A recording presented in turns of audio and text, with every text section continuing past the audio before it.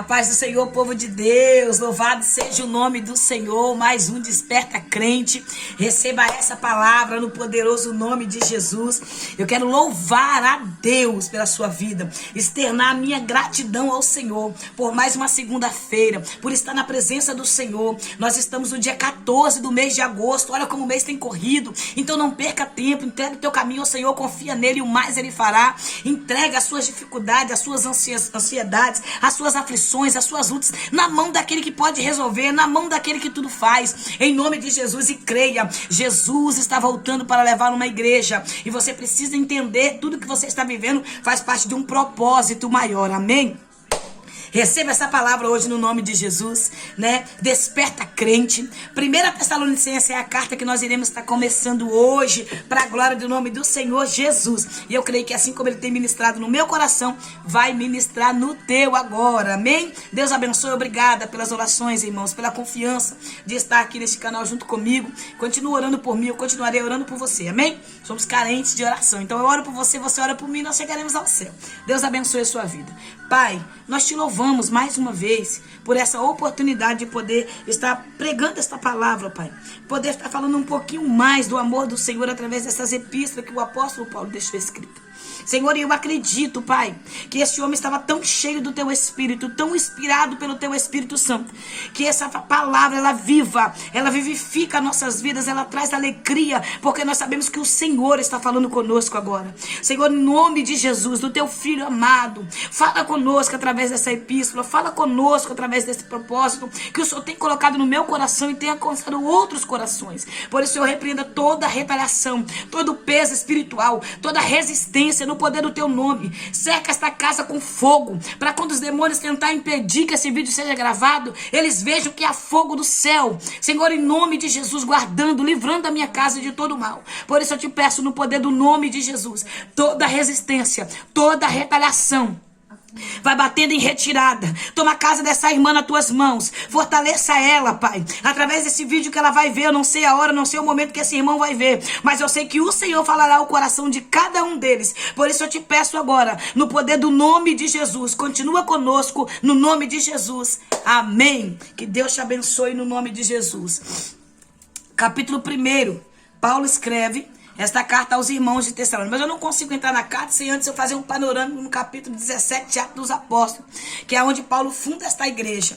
Paulo vai sair do capítulo 16 ali de Atos dos Apóstolos, a qual ele passa ali na Macedônia, aonde ele vai repreender um demônio que está numa jovem, né, na pitonisa, aonde a Lídia vai se converter, vai fundar uma igreja ali na casa de Lídia, e aí vai passar pela prisão ali em Roma, e o carcereiro se converte com toda a sua família. Ele já vem de muitos açoites, de muitas perseguições, e ele passa aqui nessa cidade chamada Tessalônica. Por que Tessalônica? Essa cidade foi dado o nome como Tessalônica porque a irmã de Alexandre o Grande foi dada em homenagem a ela. Então essa cidade é o nome da irmã de Alexandre o Grande, e eles dão o nome dessa cidade em homenagem a ela.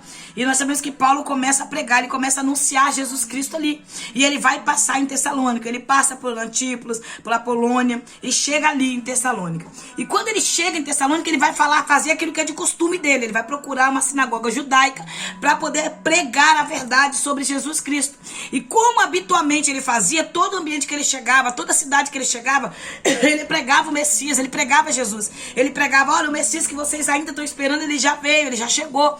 E aí ele começava a pregar Jesus com muita sabedoria. E o texto vai dizer no versículo 2 do capítulo 17 de Atos dos Apóstolos, que Paulo prega por 3 sábados ali. 3 sábados ele passa na sinagoga pregando e ensinando. E muitos vão se converter ao Senhor com base na escritura. Paulo não vai pregar lorota. Paulo não vai pregar achismo. Paulo não vai pregar aquilo que ele pensa ou que ele acha. Ele vai pregar com base nas escrituras. Qual é a escritura? A Torá. Os 5 livros da Bíblia. Os primeiros 5 livros da Bíblia. O Pentateuco. Ele começa a pregar baseado ali. Porque Jesus está ali, irmãos. O Antigo Testamento é a promessa. O Novo Testamento é o cumprimento da promessa, é a revelação em Jesus. Então Paulo começa a pregar baseado ali, porque ainda o Antigo Testamento, o Novo Testamento não estava sendo escrito, ainda não estava todas epístola, o Evangelho, não estavam prontos ainda. Então Paulo está pregando baseado ali. Então ele vai com base nas escrituras, na Torá, na Torá. No Antigo Testamento ele vai pregando, explicando e comprovando que era necessário Cristo padecer, sofrer, morrer e ressuscitar dentro de 3 dias por amor a nós. E ele prega ali, proclama Jesus. Muitos gregos vão acreditar, muitos judeus ali vão acreditar, mas naquele cenário que ele está pregando, vai se levantar alguns invejosos, judeus invejosos, que vai pegar algumas pessoas ali. Eu vou ler o versículo 4 para você entender algo muito forte aqui, ó. Assim alguns judeus foram convencidos e uniram-se a Paulo e Silas, bem como a multidão de gregos obedientes a Deus e diversas senhoras da alta sociedade. Uma sociedade estão se entregando a Jesus. Pessoas com condições financeiras, alguns gregos que têm influência na sociedade, algumas mulheres ricas, né? Vai se entregar a Jesus ali. Muitos vão se unir a Paulo e Silas e vão acreditar. Porém, no versículo 5, os líderes judeus sentiram forte inveja e reuniram algumas pessoas perversas dentre os desocupados. Tá entendendo? Quando você vê alguém na igreja fazendo fofoca, é desocupado. Quando você vê alguém na igreja ali perseguindo alguém, é invejoso, é caluniador. Então sempre vai ter. No tempo de Paulo, no tempo dele ali, já tinha os falsos mestres, falsos líderes, os invejosos, os contendeiros, aqueles desocupados que trabalham para o diabo. Crente desocupado trabalha para Satanás. Então esses judeus, com essa forte inveja que eles sentiam da sabedoria, eles agitam a população, eles agitam a cidade, eles reúnem homens ali invejosos, caluniadores, desocupados, e invadem a casa de Jasson. Jasson é um homem que abre a porta da sua casa e deixa Paulo, Silas entrarem ali para pregar o evangelho, e deixam ali, ele dá um abrigo, ele abre a porta e fala: fica na minha casa e deixa Deus usar vocês. E eles entram lá, pegam esse homem, leva esse homem até diante da sociedade, ali até a praça pública, exclamando que estes homens estão causando alvoroço. Olha só, o versículo 6 é muito forte. Olha o que diz no versículo 6. Eu vou ler a parte B do versículo, tá? Ó, exclamando: estes que têm causado alvoroço em todo o mundo, agora chegaram aqui. Está dizendo que aqueles homens estavam causando alvoroço, estavam convertendo todo mundo, pregando a verdade, pregando a Jesus Cristo ali, estava causando alvoroço aos olhos dele. Então eles querem dizer, todo mundo, por quê? Porque não era como hoje está o mundo, não é como hoje nós vemos o planeta Terra enorme como a gente vê. Não era tão crescido, não era tão desenvolvido como é hoje. Então para eles, o mundo deles era aquele ali. Então Paulo estava pregando e muitos estavam se convertendo, acreditando na verdade do evangelho. E eles começaram, aí o que eles fizeram? Para tentar parar Paulo e Silas, para tentar parar o evangelho, eles inventam uma mentira, ó. Ao ouvir tal denúncia, é o que eles fazem no versículo 7. E Jasson o hospedou em sua casa. Ele está fazendo uma acusação a Jasson, que Jasson hospedou Paulo, Silas e os irmãos ali, a comitiva de Paulo ali que estava pregando o evangelho em Tessalônica. Todos estão agindo contra os decretos de César. Olha só, olha a mentira. Olha só a inventação, a mentira que eles estão inventando. Eles estão dizendo que eles estão indo contra os decretos de César. Eles não estavam indo contra César. Eles estavam pregando a verdade da palavra, pregando o Messias, pregando a Jesus, que é o que a igreja faz. A igreja prega a verdade, a igreja fala a verdade, a igreja prega Jesus, que é a verdade. Só que o mundo que vive corrupto na mentira não aceita isso. Não quer aceitar isso, ó. Proclamando que existe um outro rei chamado Jesus. Mas olha a mentira que eles estavam proclamando. Eles estavam dizendo que Paulo, Silas e sua comitiva estavam pregando outro, tipo assim, dizendo que Jesus ia disputar com César o seu reinado terreno. Não, eles estavam proclamando o rei dos reis, o Filho de Deus, a autoridade maior, o pastor do pastor, o sumo sacerdote, Jesus Cristo. E eles começaram a inventar essa denúncia. Por quê? Ali, quando o povo ouve isso, você lê o versículo 8, vai dizer, ó, ao ouvir tal denúncia, eu estou no Atos dos Apóstolos, capítulo 17, tá? Nós vamos para Tessalônica já. Ao ouvir tal denúncia, toda a multidão e os governantes da cidade ficaram apreensíveis. Apesar disso, libertaram Jasson e os demais irmãos após pagarem imediata fiança. Pensa no que está acontecendo. O povo ficou apreensivo porque o povo tinha medo de uma rebelião. O povo estava com medo de uma guerra. Aleluia! De uma guerra política, de uma guerra na sociedade. Estavam com medo. Eles sabiam que nada poderia ir contra os decretos de César. César queria ser adorado, César queria ser tratado como um Deus. Eles não queriam. Eles tinham medo do que poderia acontecer. E o que está acontecendo aqui? Uma mentira está sendo levantada contra eles. Paulo e Silas e Timóteo, eles vão sair daquela cidade. Depois de 3 semanas pregando o evangelho, vai fundar uma igreja. Vai ter novos convertidos ali. Então a gente vai passar para o capítulo 1 de 1 Tessalonicenses. Você abre aí, capítulo 1, e leia comigo o versículo 7 até o versículo 9, amém? Que diz assim: dessa forma vos tornastes o padrão de fé para todos os crentes que estão na Macedônia e na Acaia, porquanto a partir de vós não somente a palavra do Senhor foi proclamada na Macedônia e na Acaia, mas também a vossa fé em Deus tornou-se conhecida em todos os lugares, a ponto de não ser necessário que acrescentamos mais nada a isso. Aleluia. Lê comigo o versículo 9. Porque todos eles relataram de que maneira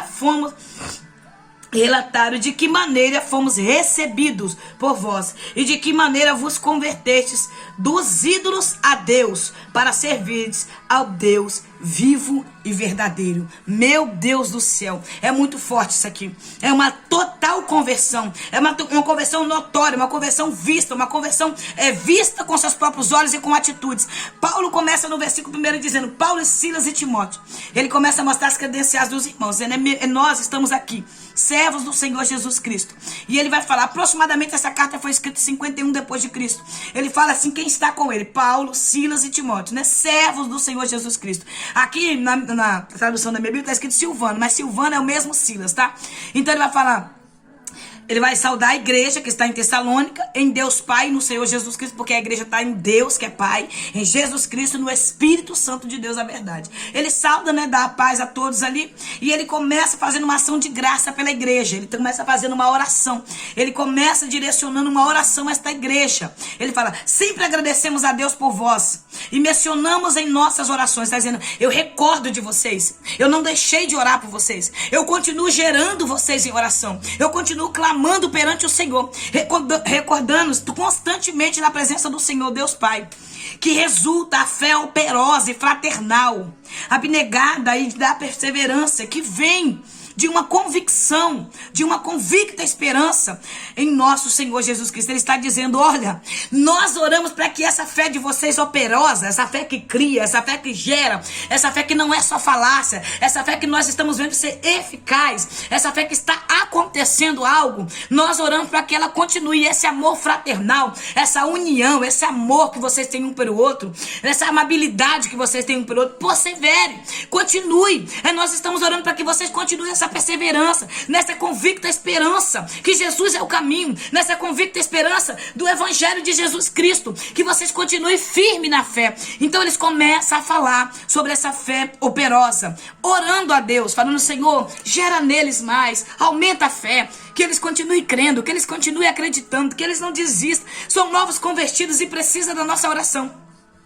Então Paulo, do versículo 2 até o versículo 7, ele está declarando a fé dos irmãos. Ele começa a declarar essa fé maravilhosa. Então esse capítulo 1, Paulo declara a fé dos irmãos. Paulo começa a falar, a fé de vocês está sendo notória, está sendo falada. É tão forte a fé que vocês têm em Jesus Cristo, foi tão forte a conversão de vocês, que ela está sendo falada. E a igreja aí tem sido padrão de fé. Olha só o que diz o versículo 5.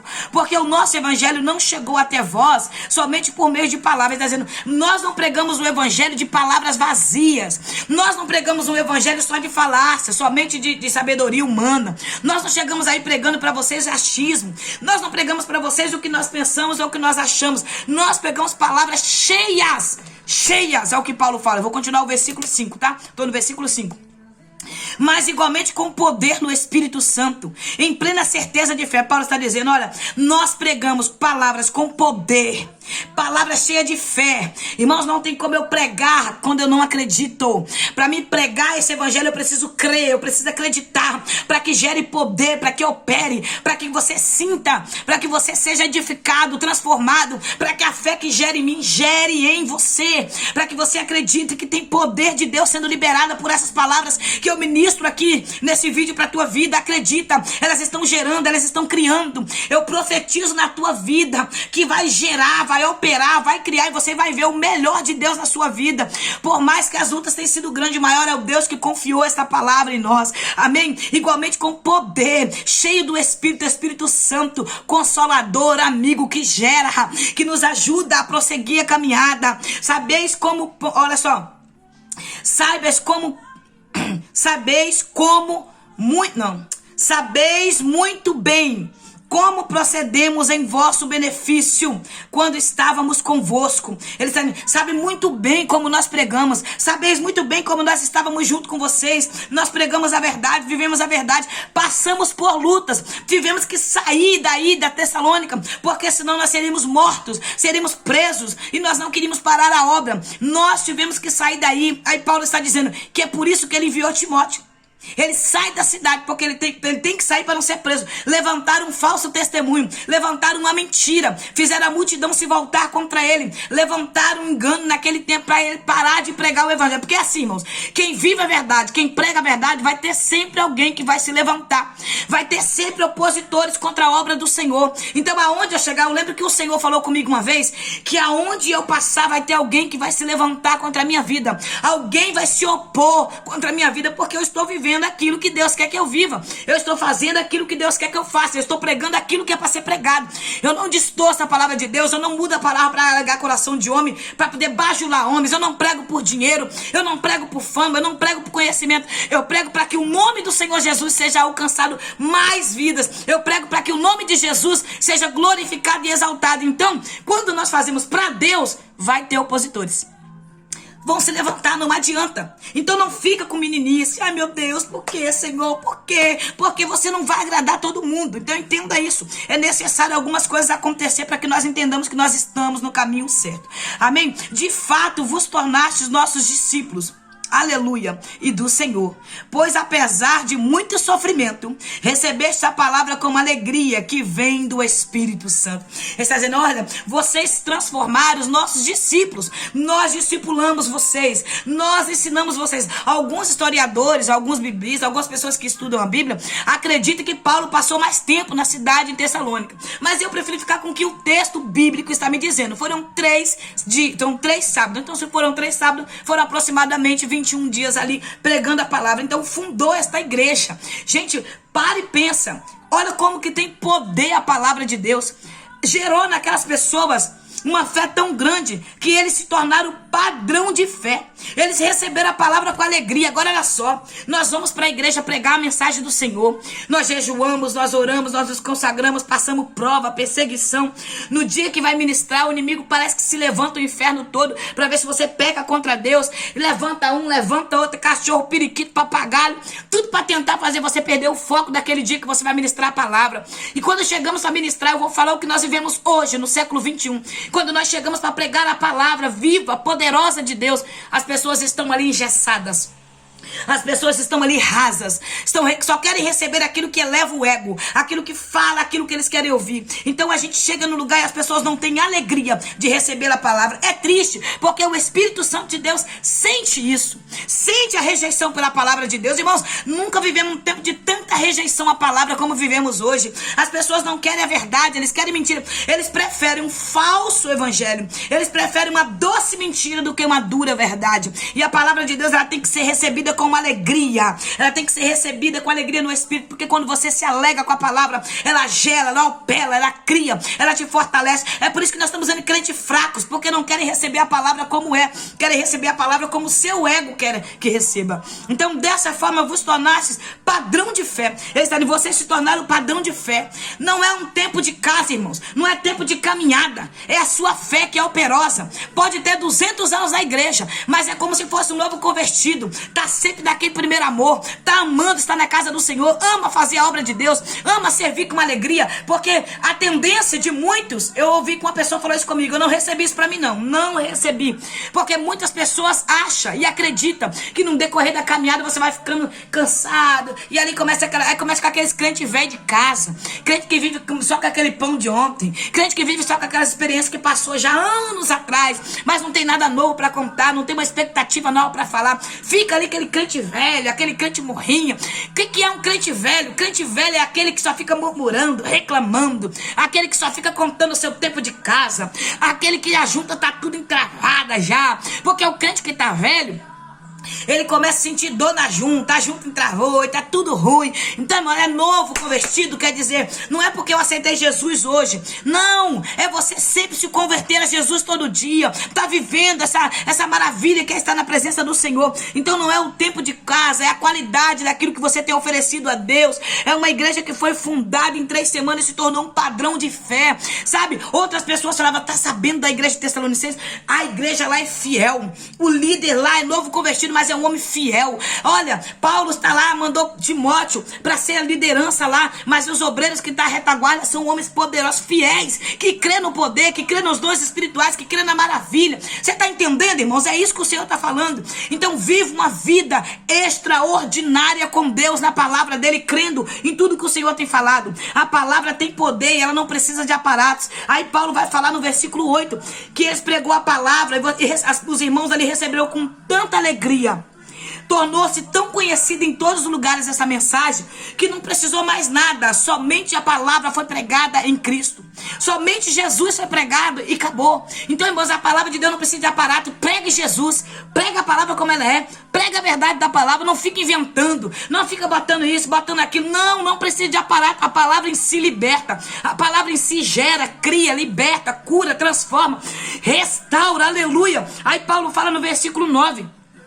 Que eles deixaram os falsos ídolos, deixaram os falsos deuses, mais de 25 deuses, esses gregos e esses romanos adoravam, mais de 25 deuses, eles idolatravam, essas mulheres nobres da nobreza, esses homens, essas mulheres da nobreza, adoravam mais de 25 deuses, e eles abandonaram os falsos deuses, abandonaram os falsos líderes e se entregaram a Jesus, a verdade. Olha que coisa linda. Aí Paulo conclui o versículo 10, que termina o versículo do capítulo 1, diz assim: enquanto aguardais do céu, aleluia, o Filho, meu Deus, coisa linda, o seu Filho a quem ele ressuscitou dentre os mortos, Jesus, que nos livra da ira, certamente que virá. Ele está dizendo, olha, na grande tribulação, ele vai livrar a igreja, ele vai arrebatar a igreja. Muitos não acreditam, nós somos pré-tribulacionistas. Eu não acredito que nós vamos ficar na grande tribulação e sofrimento na terra, não acredito.